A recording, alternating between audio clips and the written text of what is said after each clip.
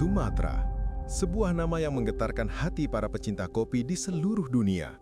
Dikenal dengan karakternya yang bold, earthy, dan tak tertandingi. Namun, di tahun 2026 ini, perjalanan saya ke jantung pertanaman kopi Sumatra bukan sekadar untuk mencicipi. Saya datang untuk mencari jawaban. Bagaimana kopi bisa bertahan di tengah perubahan iklim, dan lebih jauh lagi, bagaimana tanaman ini bisa menjadi pelindung bagi bumi yang menumbuhkannya.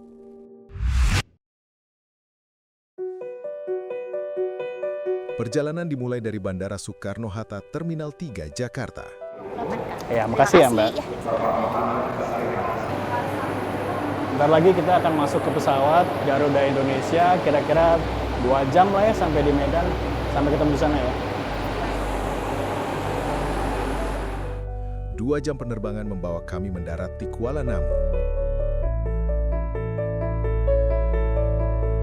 Dari sana, 1 jam perjalanan darat menyusuri tol Belmera Tanjung Morawa menuju hotel di pusat kota Medan.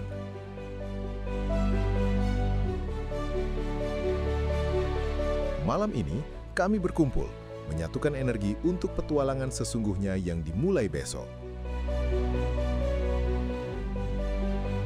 Pagi ini kita awali dengan ngopi dulu, terus kita akan lanjut perjalanan darat sekitar 2 jam ke Brastagi. Kita akan kunjungi Farmer Support Center, ketemu petani-petani yang memelihara dan menanam bibit kopi tahan iklim. Yuk.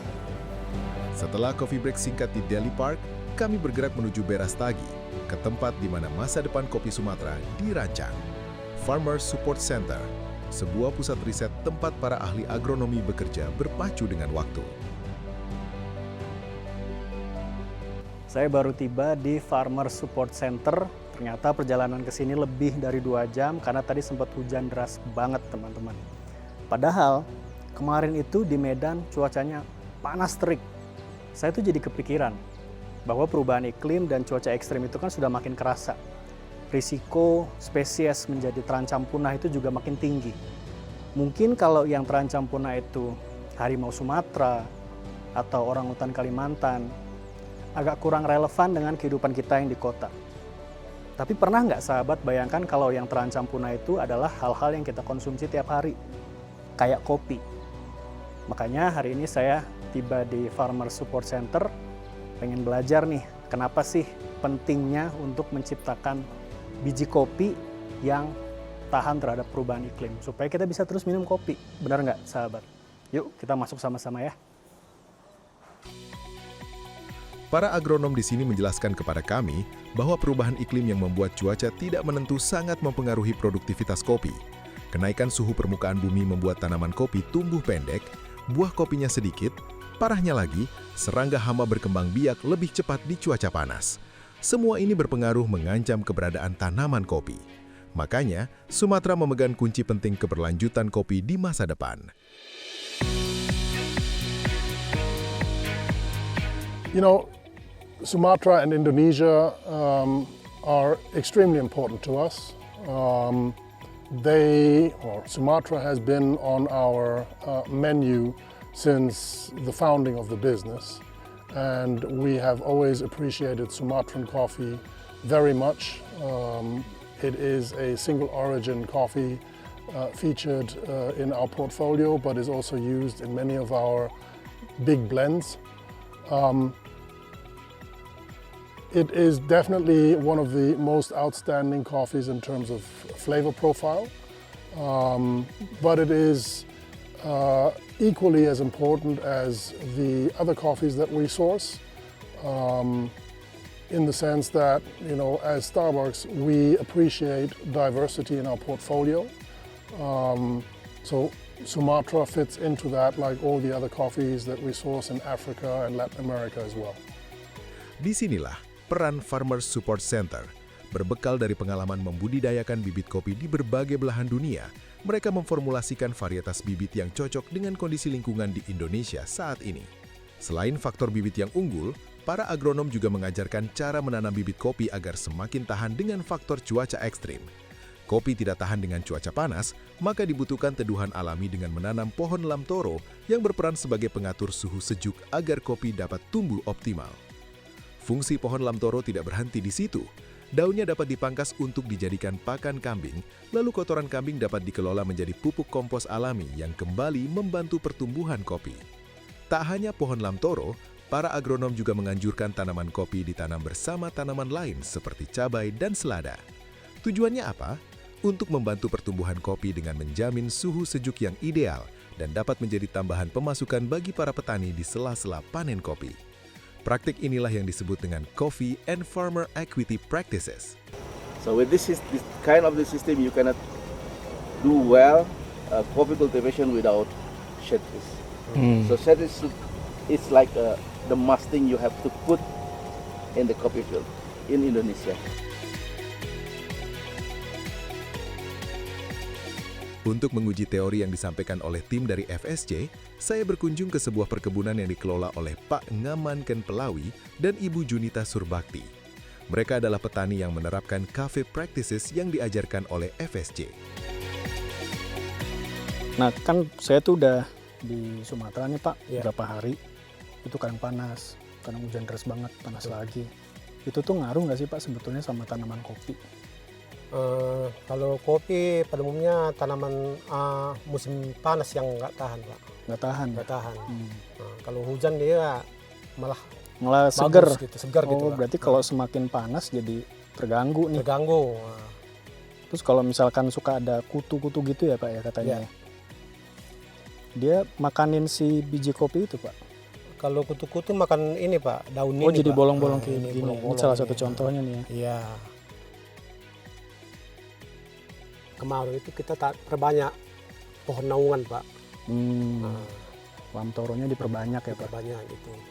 Jadi ini si pohon kopi yang Bapak tanam ini dia sekarang tuh lebih tahan dengan cuaca yang berubah-ubah gitu ya Pak? Lebih tahan Pak. Nah, karena kalau nggak dibudidaya begitu jadinya mati dia, bisa mati Pak?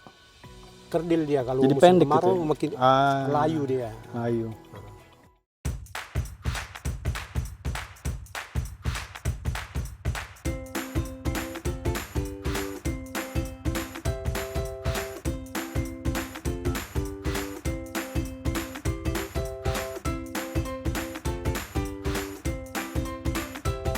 Pak, kalau misalkan teman-teman Bapak nih yang sesama petani kopi, Ya. mereka juga cara nanamnya kayak Bapak gini, ada pohon kopi, ada lamtoro gitu? Tidak Pak, mereka ikuti kemauannya sendiri. Oh. Mereka cuma bertanya tapi nggak ngikutin pola tanam kita gitu Pak. Terus mereka produksi kopinya tuh keuntungannya sama kayak Bapak atau lebih kurang? Iya pasti kurang Pak. Pasti kurang? Pasti kurang, udah pasti. Udah pasti ya? Pasti. Oh, karena memang akhirnya produktivitasnya lebih rendah gitu ya Pak? Betul, karena kopi ini kan perlu naungan gitu Pak. Oh gitu.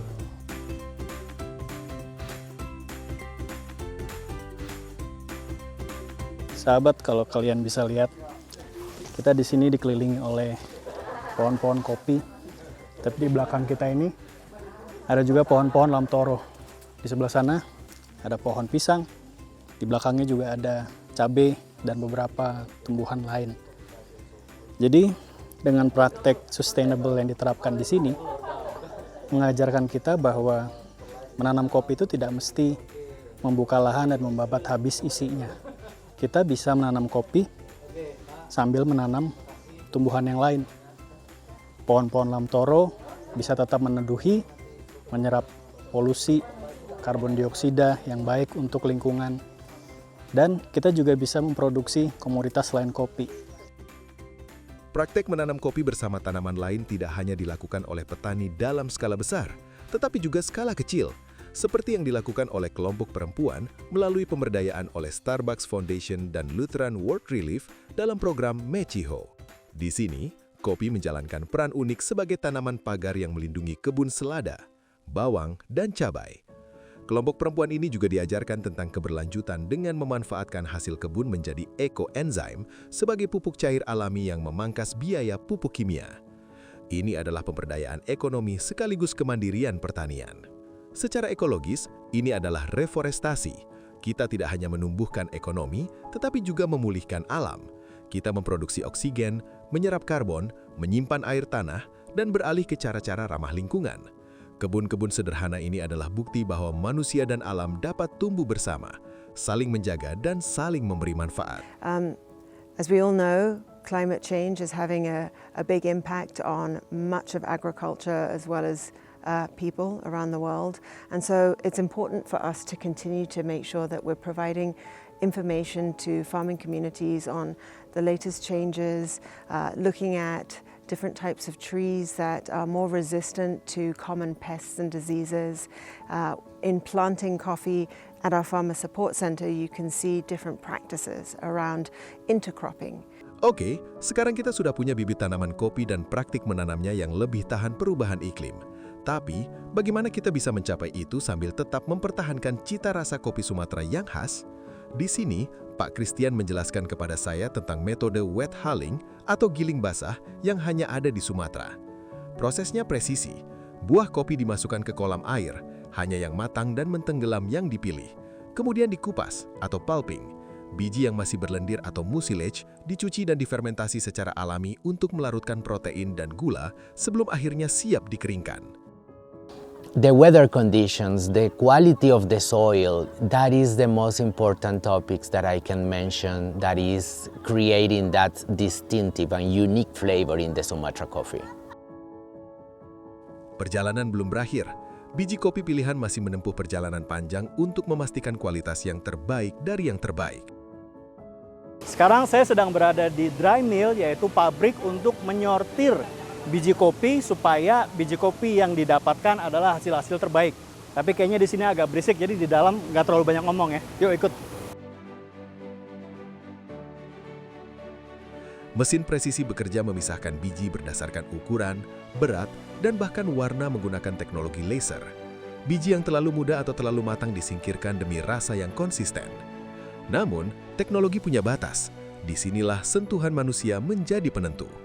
Tangan-tangan terampil pekerja perempuan melakukan sortir manual dengan ketelitian luar biasa, memastikan tidak ada biji cacat yang lolos. Tahap akhir adalah quality control. Hasilnya apa? Kopi yang ditanam secara berkelanjutan, tahan perubahan iklim, dan kualitas rasanya tetap terjaga. There are challenges here in Sumatra that we also see in many other countries. I think, the infrastructure definitely in some areas is challenging at times. Climate and weather phenomena can exacerbate those challenges already. Access to information, I don't think is a problem anymore. It was a problem 20 years ago when I started, but I see more and more over the last 20 years, over the last 2 decades, that farmers are extremely well informed, through digital technologies, digital platforms. So that has improved massively. Setelah melihat pembibitan, penanaman, pemetikan, dan penyortiran, kini tiba puncaknya segalanya, mencicipi kopi yang dihasilkan melalui kapeng. Wah, benar-benar berbeda. Rasanya unik, segar, nikmat. Ternyata, biji kopi yang dirancang khusus untuk tahan perubahan iklim ini sama sekali tidak berkurang rasanya. Bahkan, jauh lebih enak, lebih kompleks. Alam membalas perawatan kita dengan rasa yang luar biasa.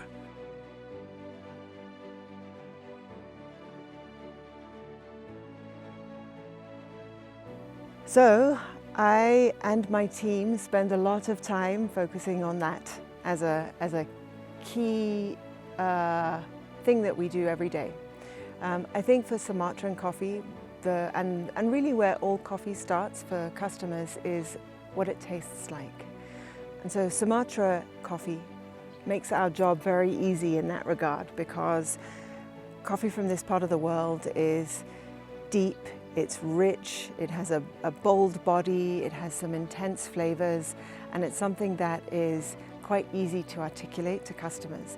And our baristas love to taste this coffee.